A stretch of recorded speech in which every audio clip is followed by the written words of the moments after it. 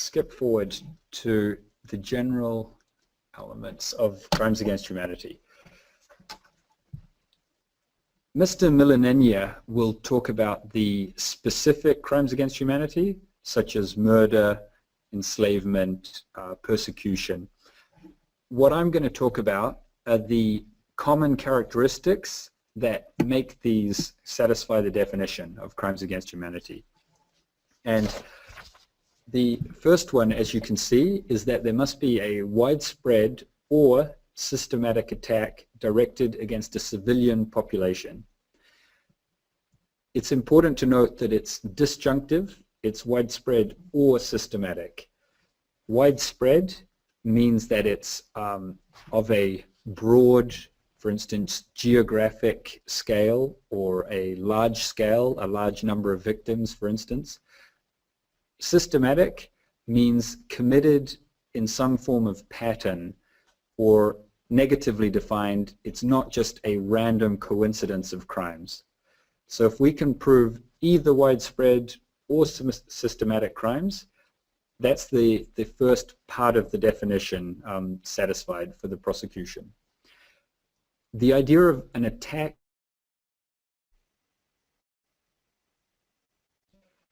it is not enough simply to show that there is some kind of armed conflict or war going on and some crimes. We have to show that the primary target of the attack is civilians, of the attack we're addressing. Now, of course, there may be, and there often is, military activities going on in parallel at the same time. For us, evidentially, it's quite an important aspect of our work to distinguish between the two and make sure that we're addressing the impact on the civilian population. In order to prove that, we look at the types of victims, i.e., are there elderly people, are there children, are there people who are in hospital, persons who would not be typical combatants being victimized. We also look at the types of activities undertaken by the perpetrators and the numbers of people involved. What sometimes happens quite frequently is that certain combatants, soldiers, are, for instance, killed at the same time as civilians are killed. Now, just because there are some combatant victims does not exclude this being a crime against humanity. However, if 95% of the victims, for instance, were soldiers and there were a very small number of civilians, it would be more difficult for the prosecution to prove that this was an attack directed against a civilian population, as I'm sure you understand is a logical implication. So that's the first general element. The second one is that the offenses have to form part of the attack, and part of that also is that the accused person, whether it's the Prime Minister, President, General of the Armed Forces, he or she has to be aware that those crimes fall within the attack. So that's another element we have to prove. The third prong that I have listed up there applies only at our tribunal, the Yugoslav tribunal, and that is that the crimes must be linked to an armed conflict. That's not a requirement under general customary international law. So it's not something that in the future will limit the application of crimes against humanity. I'll say a couple of words while I put up the slide with some of the details that I've just described. I'll mention for the case which I referred to earlier with the exhumed corpse of a victim from Srebrenica. A case which we both worked on actually is called Prosecutor and Popovic and others. And that case involved the mass killing of 6,000 to 7,000 primarily men and boys, as well as the forcible expulsion, displacement, of about 30 to 40,000 other Bosnian civilians from the Srebrenica and Žepa enclaves. These enclaves were, in theory, protected UN safe zones. However, in 1995, the Bosnian Serb forces decided that it was time to take over the enclaves and expel the Bosnian Muslim populations and kill a large group of men and boys from that population. A difficult legal question or challenge we faced was from the defense, who argued that the killings, the murders, may have been war crimes, but were not crimes against humanity, because they said these were targeted against men and boys of fighting age. What we argued, ultimately successfully, was that the killing of the men and boys was linked with, inherently, the expulsion of all the women, children, elderly people, in general, non-combatants. And because of this link, the killing was also a crime against humanity. I should say that many of the men and boys that were killed were clearly civilians. Many of them were very elderly, they were disabled. So there clearly was not just a primary focus on soldiers or an exclusive focus on soldiers.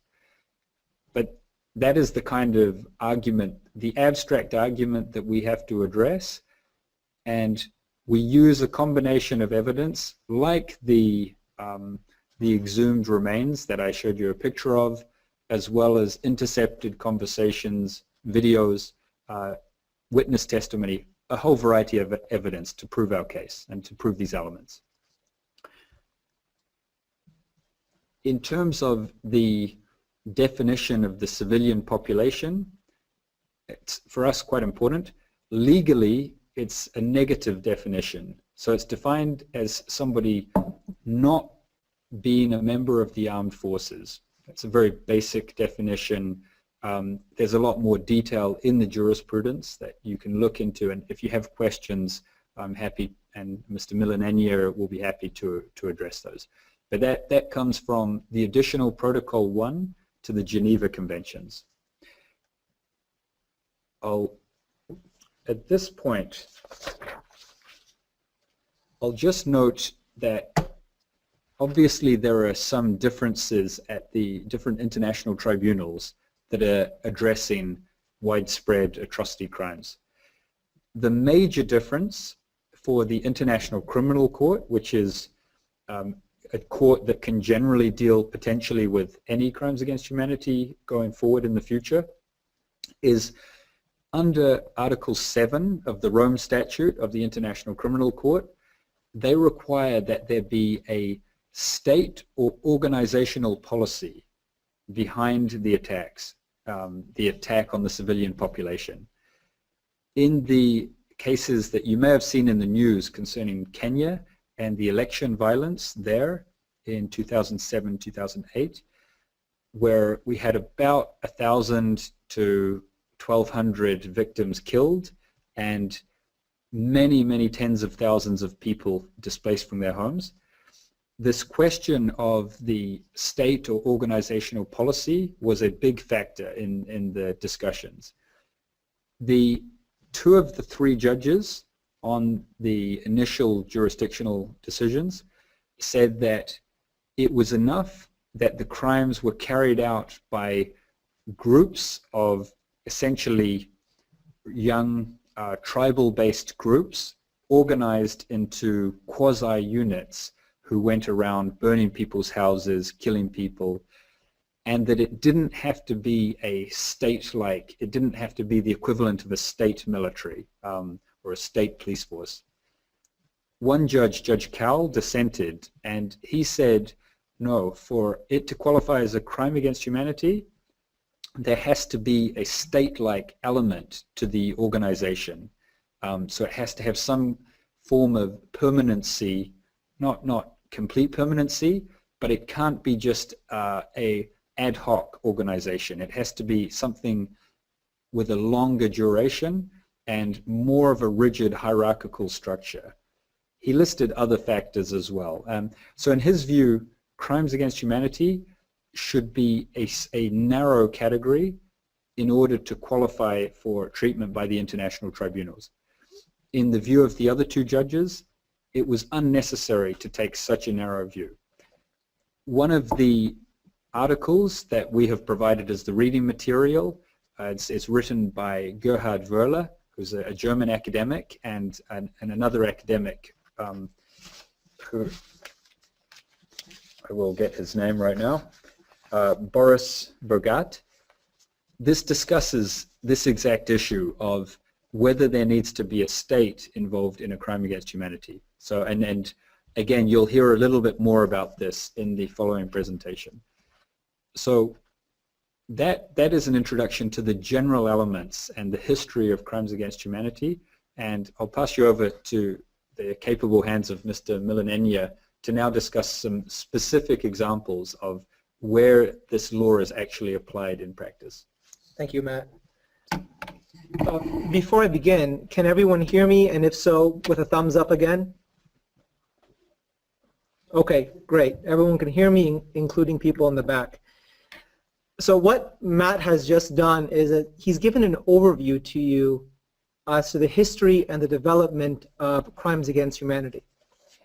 He's also given you a preview into the elements of a crime against humanity. And I want to take a quick look at that again, because the definition is actually quite simple. Now, if you take a look at this PowerPoint, what we've tried to do is break down all of the questions you should be asking yourself by the different colors. So the very first question is, has an inhumane act been committed? Now, I'm going to tell you in a moment what inhumane acts means and what the jurisprudence has found them to constitute. The second question is, has that act been committed as part of a widespread or systematic attack? And my colleague Matt has just described what widespread means, what systematic means, and what an attack is. And you may recall that he explained that an attack means an act of violence. And he's also explained to you that widespread or systematic is a disjunctive requirement, which means you don't need both of them. You can have one or the other. The third question is, was that attack directed against a civilian population? And Matt discussed for you what a civilian population means in the context of a crime against humanity. And then finally, was the act committed with knowledge of that attack? In other words, was the act that we're talking about, the inhumane act, committed with knowledge that it was going to be part of a widespread or systematic attack directed against a civilian population? And that is the connection between the inhumane act on one hand and the context in which that act is occurring, that is the widespread or systematic attack against the civilian population. It's what binds them together.